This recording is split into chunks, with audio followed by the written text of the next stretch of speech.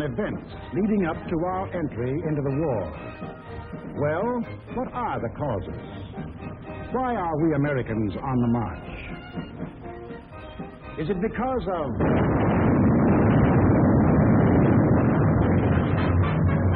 Pearl Harbor?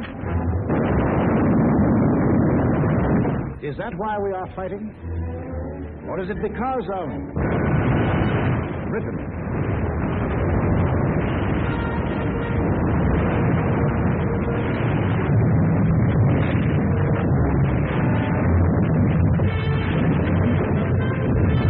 France?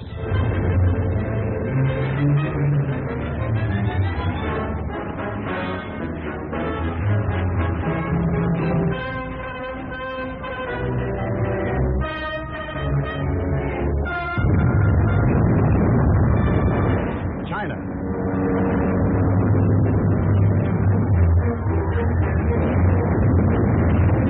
Czechoslovakia?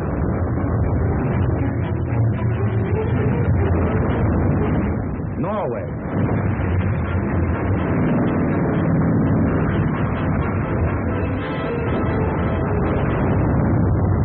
Poland?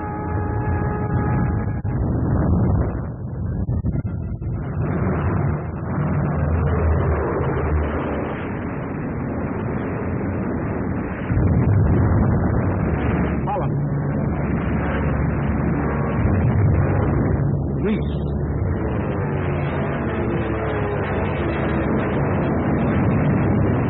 Belgium? Albania? Yugoslavia? Or Russia?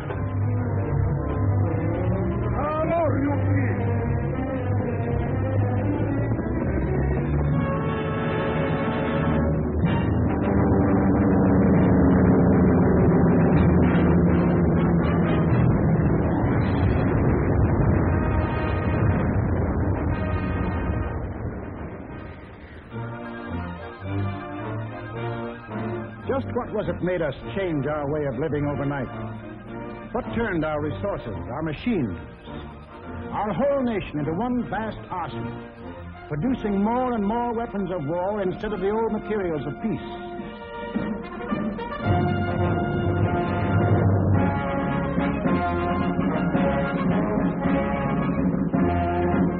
What put us into uniform, ready to engage the enemy on every continent and every ocean?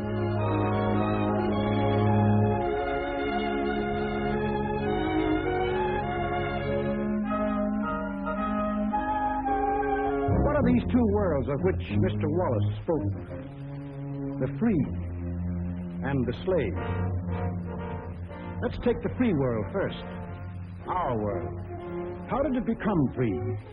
Only through a long and unceasing struggle inspired by men of vision. Moses, Muhammad, Confucius,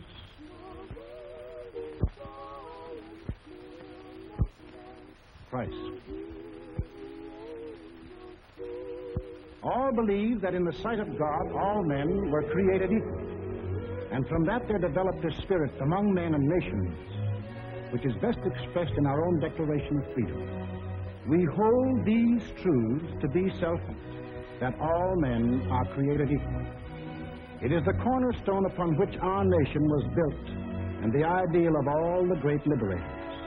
Washington, Jefferson, Garibaldi, Lafayette, Kosciuszko, Bolivar, Lincoln.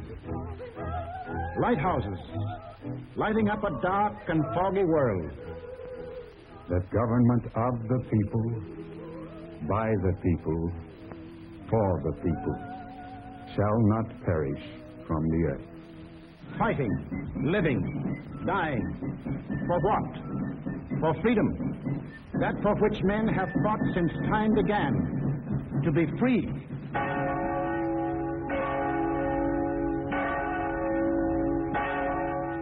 Is life so dear, or peace so sweet, as to be purchased at the price of chains and slavery?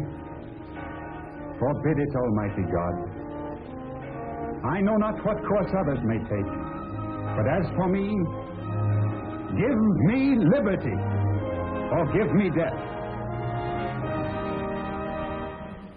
But what of this other world? Here, men insisted that progress lay in killing freedom. Here, they were putting out the lighthouses, one by one. Here, the march of history was reversing itself. In Italy, it began when an ambitious rabble-rouser set his followers marching on Rome. The country, like every other country after the last war, was torn by political unrest, hard times, unemployment. Two courses were available to the Italian people. They could solve their problems in a free, democratic way, or they could let someone else do the solving for them. They made the tragic mistake of choosing the second course. They put their trust and faith in this one man. They believed he represented them. Actually, he planned to betray them for the selfish interests of himself and the group back of him, just as he had earlier betrayed those who first supported him. In Germany, another and even more forceful demagogue set his followers marching from the Munich beer hall. He, too, had the sinister opportunity to take advantage of post-war chaos.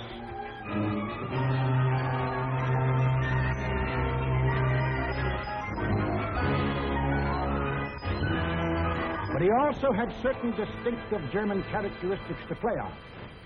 To start with, the Germans have an inborn national love of regimentation and harsh discipline. He could give them that.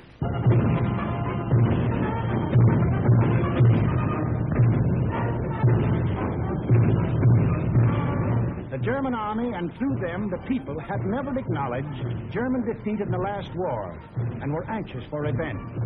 That, too, he promised them. The wealthy and powerful industrialists were fearful of losing any of their wealth and power and were ready to back anyone who would retain it for them. He promised to take care of them, too. This man cunningly played all these ends against the middle and ruthlessly set out to murder the newborn German Republic.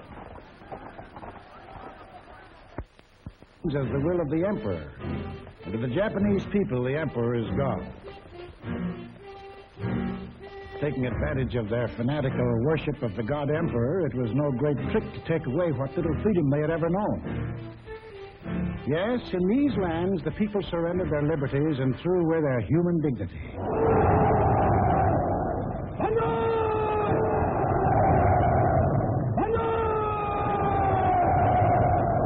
They gave up their rights as individual human beings.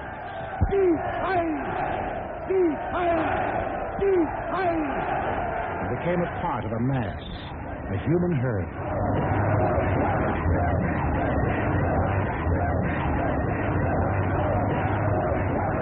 Although these countries were far apart and different in custom and in language, the same poison made them much alike. Each got a new uniform. In Italy, the new bosses wore black shirts. In Germany, the shirts were brown. In Japan, they hid behind the uniform of the army. But really, they belonged to a sinister secret society. Their symbol was a black dragon. The other fellows had to have a symbol, too. Germany, a swastika. In Italy, the old Roman symbol of the Fasces. In Germany, they called the new order National Socialism, or Nazism. In Italy, they had a shorter word, fascism. In Japan, they had lots of names for it. The new era of enlightenment, the new order in Asia, the co-prosperity sphere. But no matter how you slice it was just plain old-fashioned militaristic imperialism. The Japs would get the prosperity, and the others would get the coal. They say trouble always comes in threes. Take a good, close look at this trio. Remember these faces. Remember them well. If you ever meet them, don't hesitate. Der eine wahrhaftige Weltanschauungsspotter sein. Und zweitens, Sie wollten, Herr... Stop thinking and follow me, cried Hitler. I will make you masters of the world. And the people answered, Heil! Heil!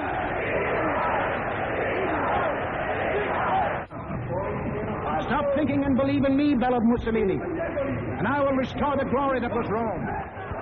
And the people answered, Duce, Duce. Stop thinking and follow your God Emperor, cried the Japanese warlords, and Japan will rule the world. And the people answered, Banzai, Banzai. Each system was alike in that the constitutional law-making bodies gave up their power. The Reichstag in Berlin, the House of Deputies in Rome, the Diet in Tokyo. And these elected representatives became collections of stooges, rubber stamp organizations.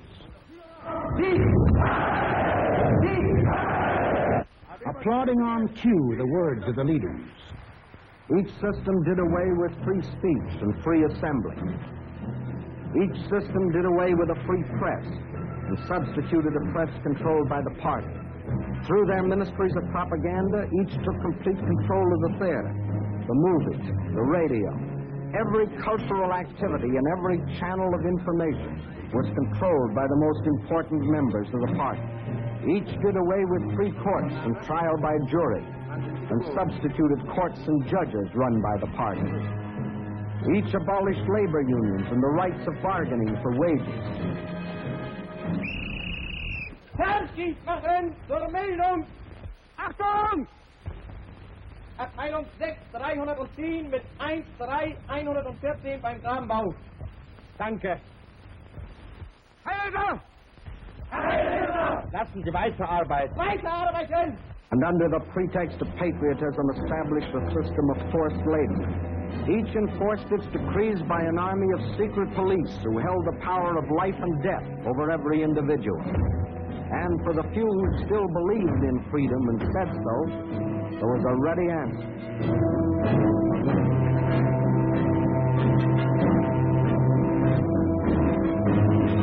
Con una mazza si può imporre il silenzio ai più grandi intelletti del mondo. The greatest intellect in the world can be silenced with this. That is an exact translation of the words these black shirts cheer so lustily. Sagen nur so viel. Wenn ich das Wort Kultur höre, dann greife ich schon nach meinem Revolver. Whenever I hear anyone mention the word culture, the first thing I do is reach for my gun. Yes, they had the answer. The blackjack and the gun.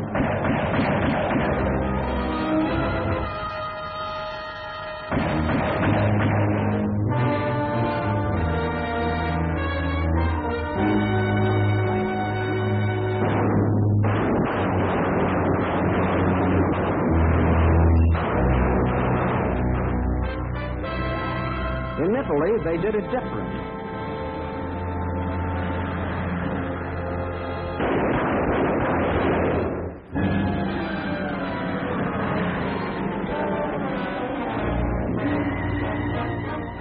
While in Japan,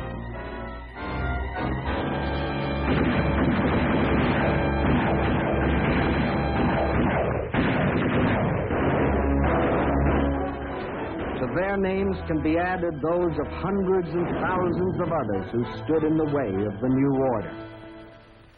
Finally, there is only one obstacle left.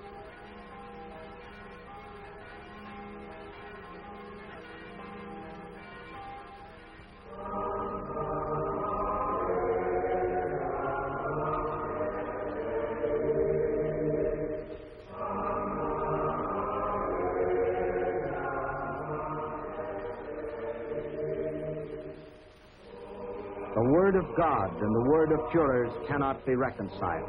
Then God must go.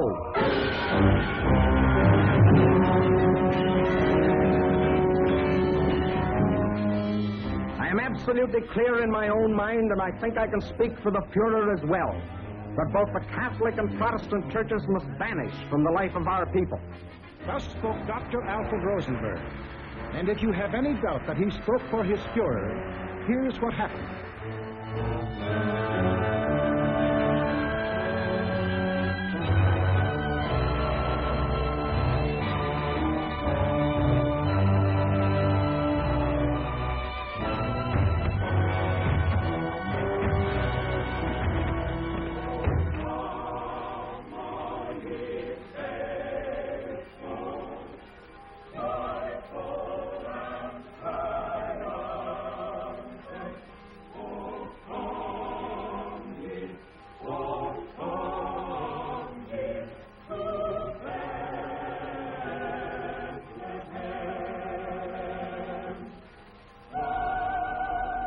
thousands of other men of God, Protestant, Catholic, Jewish, were persecuted, arrested, confined in concentration camps. Our Führer is the intermediary between his people and the throne of God. Everything the Führer utters is religion in the highest sense. It is only on one or two exceptional points that Christ and Hitler stand comparison. For Hitler is far too big a man to be compared with one so petty.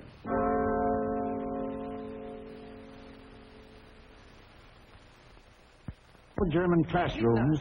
Adolf Hitler ist unser Retter, unser Held, der edelste Führer auf der ganzen Welt. Für Hitler leben wir und wir sterben gerne wir. Für den Führer bis zum Tod, denn er ist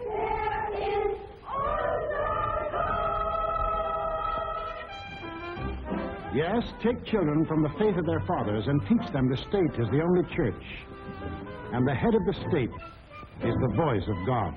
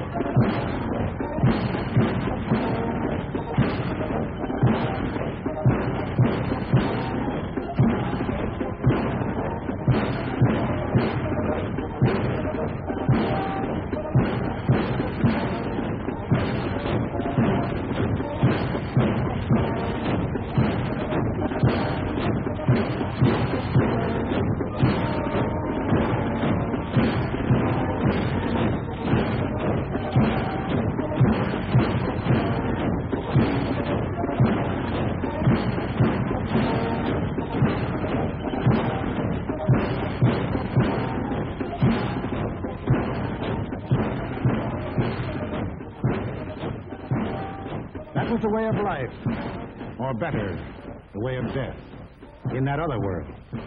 Now, what of our world, the democratic world? What did we want? What did we do about it? First of all, we wanted peace and security. And to prove our sincerity, in 1921, we initiated the Washington Disarmament Conference. This resulted in two vitally important treaties. One, to reduce the size of the British, Japanese, French, Italian, and American fleets. And the other, the Nine-Power Treaty, which guaranteed the integrity of China. And incidentally, one of the powers signing this was Japan.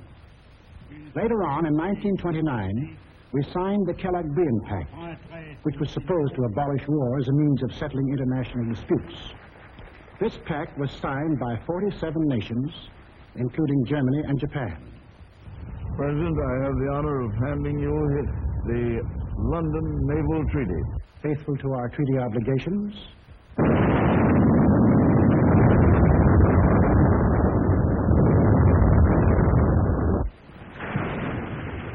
we scrapped more than 60% of our naval tonnage, and our army was reduced to a standing force of 136,000 men, smaller than that maintained by the little state of Romania. We let our hopes for peace become so strong that they grew into the determination not to fight unless directly attacked. We let ourselves be influenced by those who said that we could find security through isolation. The confusion in our way of thinking is apparent in the slice of public opinion as it appeared in Pathé News in 1939.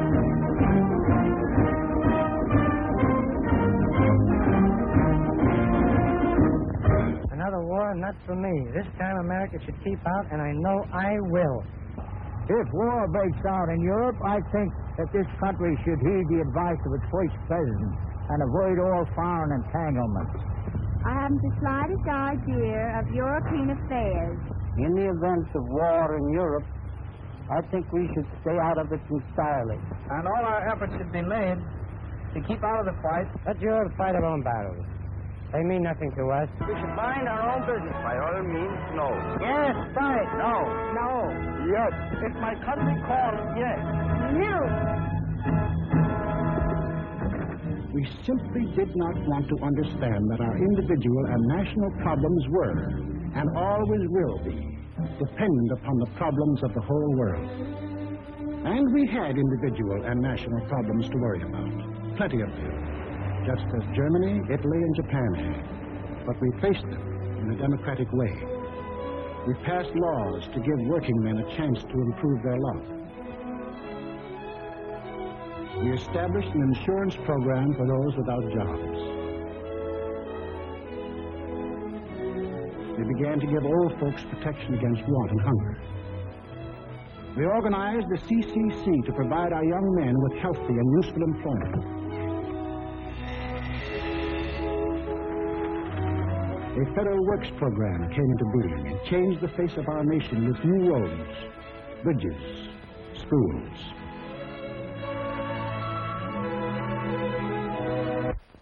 We built great new dams which brought the miracle of electricity to millions of our people. These were some of our accomplishments, but there were others not so creditable. We turned our backs on the League of Nations.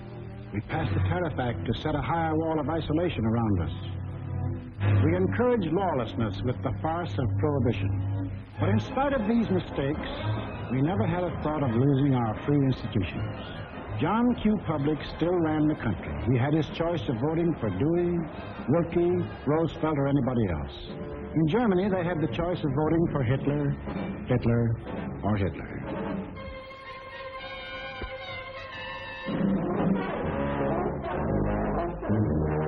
Over here, John Q. still read what he pleased.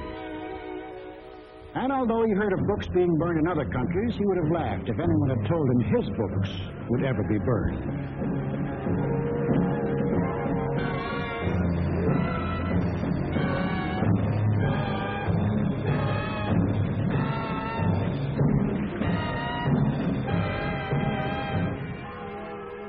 On Sunday, if he felt like it, John Q. went to any church he pleased.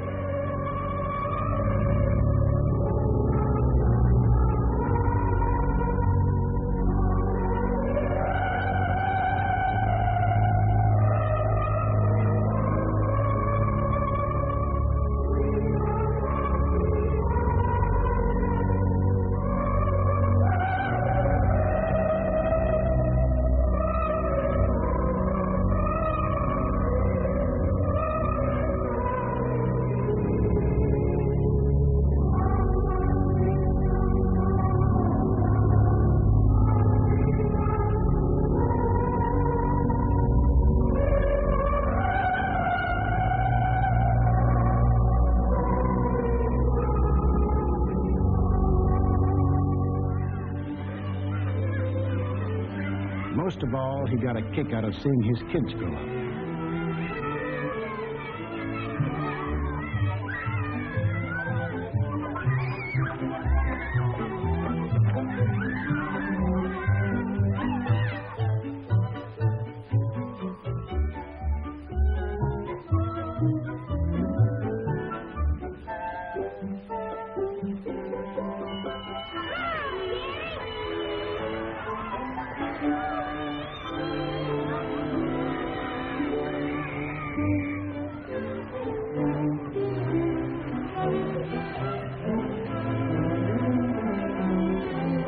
The average American was quite unconscious of the fact that some people had this in mind for the little John Hughes.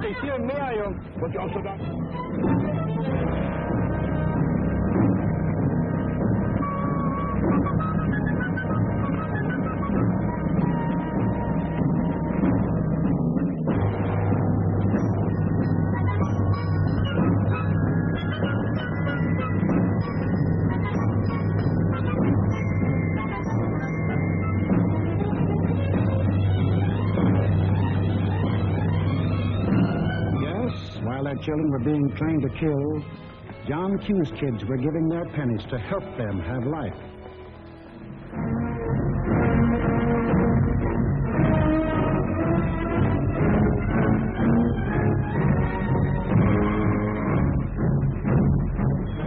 And when we saw these men in the newsreels, quite often we laughed. To us, they looked like characters in a musical comedy.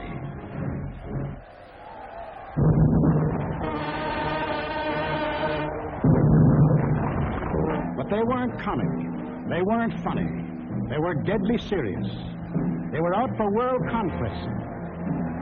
And what made it doubly serious was that there were 70 million Japanese, 45 million Italians, and 80 million Germans, all hopped up to the same idea.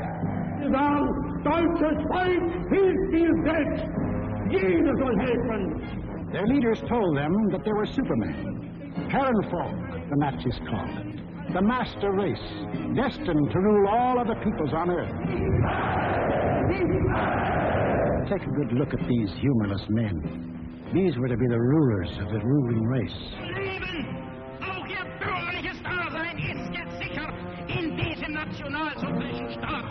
Obey us blindly, and you will attain your rightful place in the world. All other people will be your slaves. That's what they promised them. That Americans, Chinese, Russian, South Americans, all free peoples would work for them and make them rich. And how they ate it up.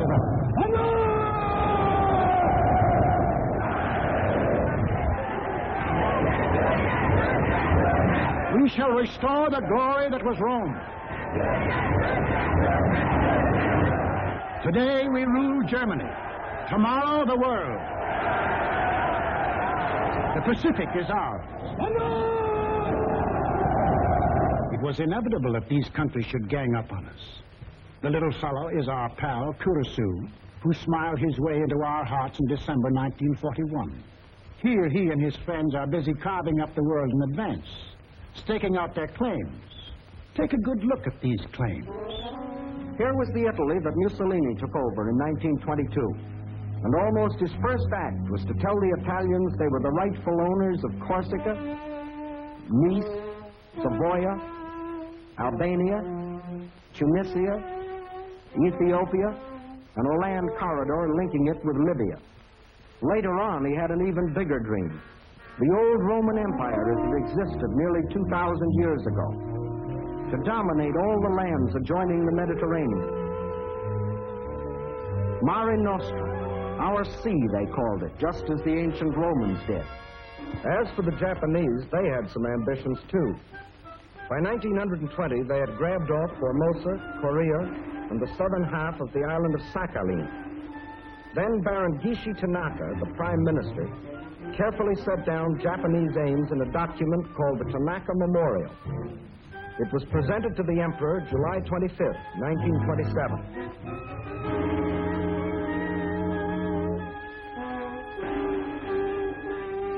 Here was their dream. Manchuria for raw materials. China for manpower. Then a triumphant march through Indochina, Siam, Burma, India, the East Indies, and on through Australia and New Zealand. And in the north, all they claimed was that part of Russia east of Lake Baikal. That was to be the new order in Asia.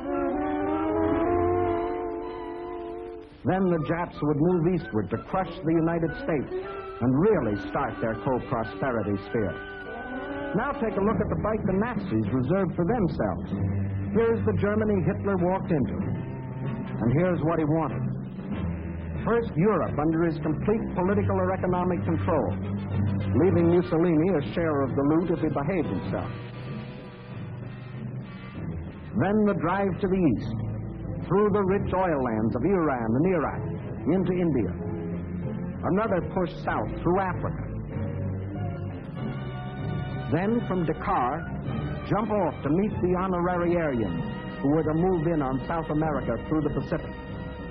At the same time, start across from the Scandinavian countries to hook up with his buck-toothed pals coming over from Siberia to join in the conquest of the United States. There it is, gents. All they left us was Shangri-La. And they'd claim that, too, if they knew where it was. If they had a chance, listen.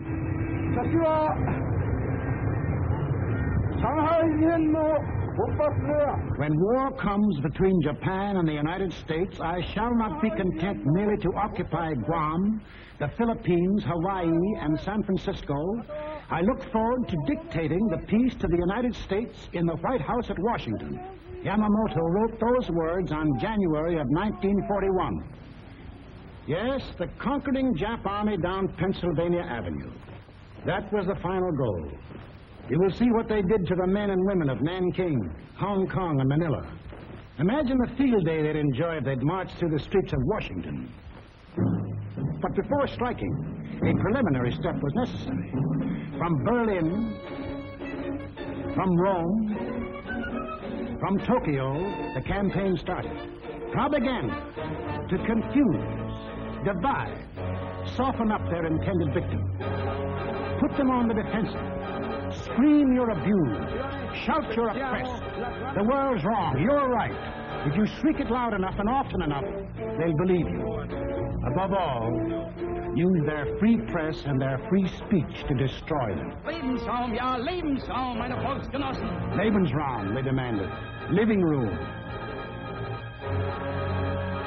Our lands are overcrowded. But at the same time, they gave prizes to mothers who bore the most sons.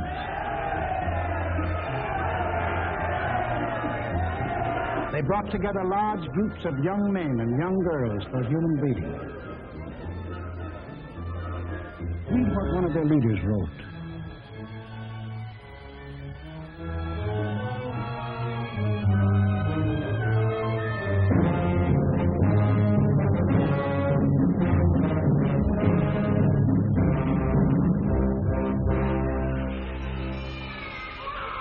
Of course, the children from this assembly line belong to the state to be scientifically trained for conquest.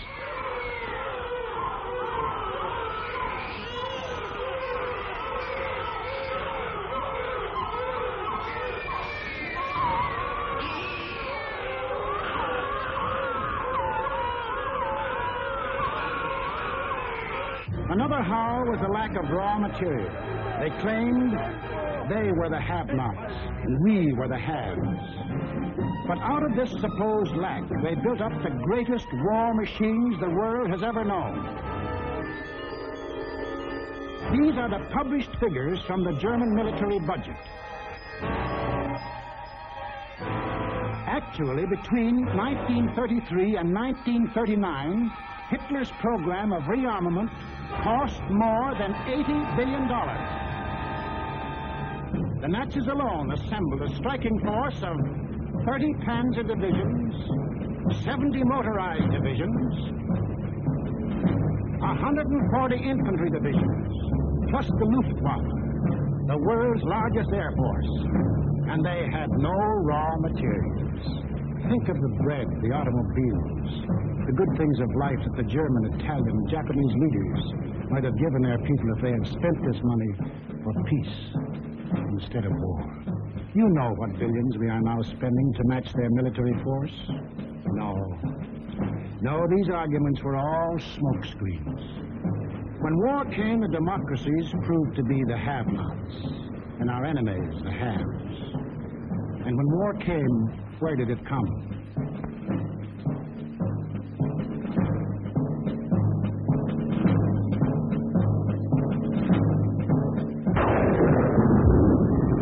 Remember that date, September 18th, 1931. A date we should remember as well as December 7, 1941. For on that date, in 1931, the war we are now fighting began. The place was Manchuria, the northernmost province of China, 6,000 miles from San Francisco. Manchuria, the first objective in the Tanaka Plan. By September 18th, the Japanese, who by treaty patrolled the southern Manchurian Railway, had secretly and illegally increased their garrisons. On the Korean-Manchurian border, an entire Japanese army was assembled, conveniently equipped for a winter campaign. All they needed was an excuse. They made their own. At 10:30 that night, just after the Mukden Express had passed by, a section of track was dynamited, causing damage to one rail and 2 fish plates. Japan's honor had been violated. In half an hour, the Japanese railroad garrison launched a coordinated attack on the barracks of the sleeping Chinese army at Mukden. The slaughter was appalling. By midnight, the conveniently placed Japanese army poured across the Korean border, and the first open act of aggression, the invasion of Manchuria, was on. In 4 days, they had occupied the whole of southern Manchuria, and shortly after, the whole country. Manchuria became Manchukuo, a puppet state with an obedient stooge on the throne, Henry Puyi, a weakling whom the Japanese had prepared for the job with 7 years of women and song. In Washington, Henry L. Stimson, then Secretary of State, now Secretary of War, sent out a blistering denunciation of the attack. The League of Nations sent a committee of 5, headed by Lord Lytton and including our own General Frank McCoy, to Manchuria to investigate. In October of 1932, the committee issued its report. We found that the Japanese occupation of this large part of China was not justified on the ground of self-defense, and that the new state which had been set up was a Japanese protectorate rather than a genuine case of Manchurian self-determination. Shortly after, the League condemned Japan as an aggressor nation. À son Excellence, Monsieur Matsuoka, délégué du Japon. I call on His Excellency, Monsieur Matsuoka, delegate of Japan.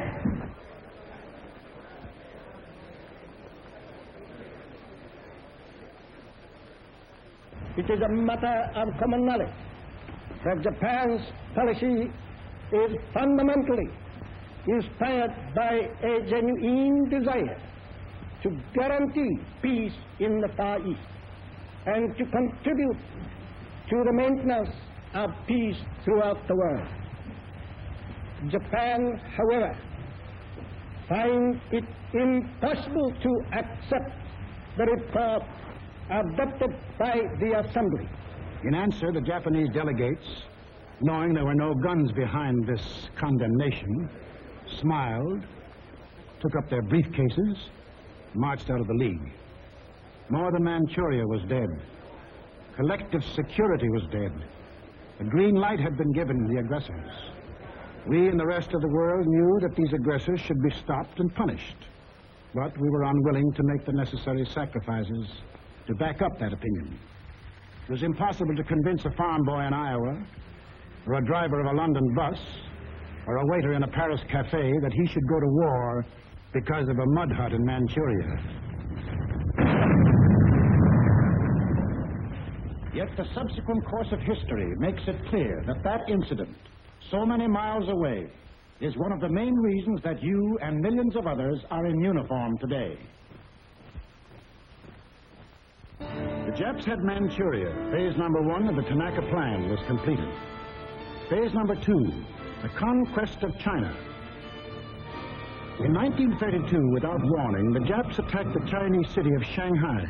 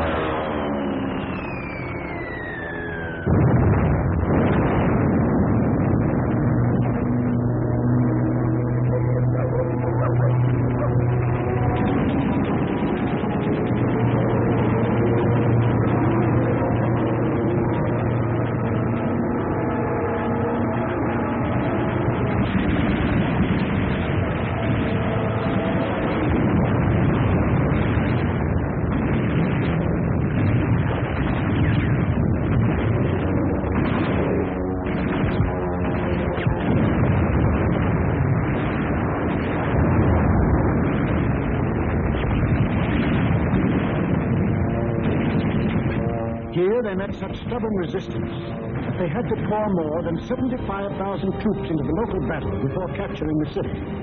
This resistance made them decide to shift their campaign to the north, and in 1933 they added the province of Yehol to Manchuria. Yes, the Japs launched the second phase of the Tanaka Plan, but they had yet to finish it. A united nation stands against them. Under the inspired leadership of General Chiang Kai-shek, the Chinese people fought and still fight on. Meantime, what of Japan's partners? What helpless people were they planning to bomb, slaughter, drive into slavery? Hitler was not yet ready, but Mussolini was. Mussolini had to be. His people were growing restless. Fascism hadn't produced the heaven on earth that he had promised them. So he pulled the old trick of launching a foreign war to divert attention from troubles at home. So Mussolini beat his chest like Tarzan and looked around for a worthy foe. He found one, Ethiopia. A good country for the beginning of a glorious empire. Its army had no machine guns. Its army had no tanks. Its army did have an air force. Exactly one old airplane. One airplane against a nation which had developed a new theory of total air war. Of the blitz which would wipe out cities, destroy civilians, men, woman, and child. In October of 1935, following the Japanese example, an incident was provoked at the little settlement of Wall near the border of Ethiopia and Italian Somaliland. Italy's honor had been violated. Refusing any arbitration, Mussolini moved the whole might of his army through the Suez Canal to overrun the undefended country. Ethiopia's emperor, Haile Selassie, appeared before the League of Nations.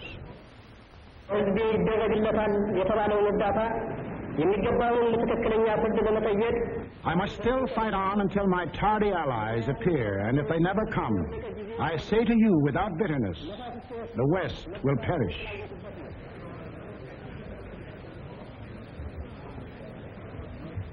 Members of the League half-heartedly stopped trading with Italy, but refused the only thing that will stop any aggressor: force. Ethiopia was left to herself. Native leaders came to pledge their allegiance.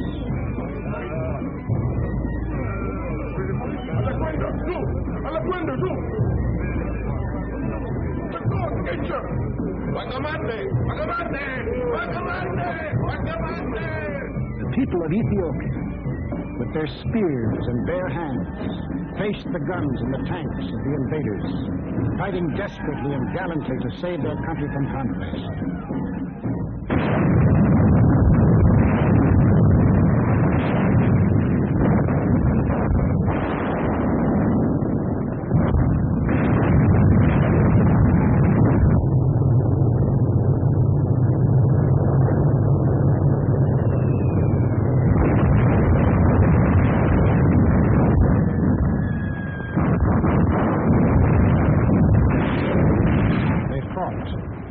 They died. But in the end, there could be but one result. Might triumphed. Italy conquered Ethiopia. Many of our elected leaders warned us of danger.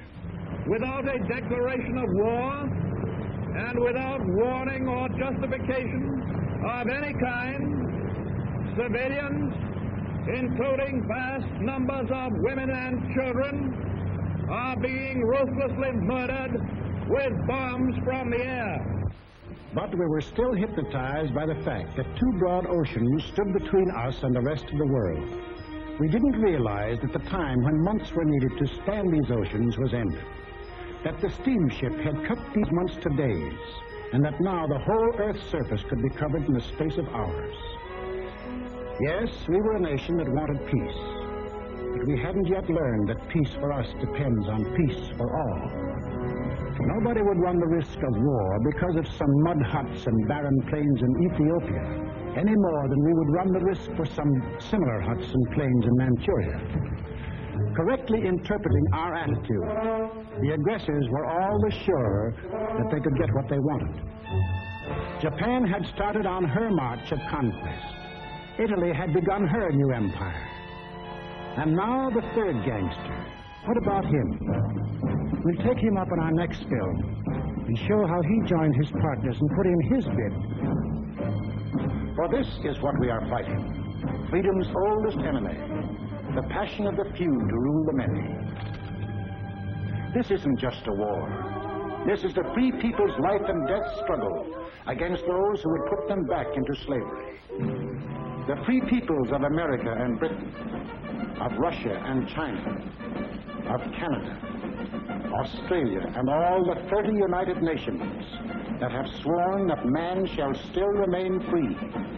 That is the cause in which we fight. We lose it, and we lose everything.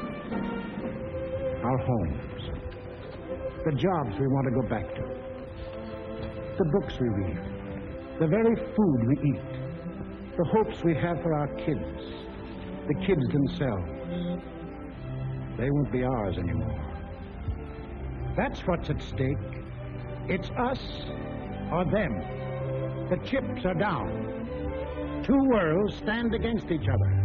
One must die, one must live.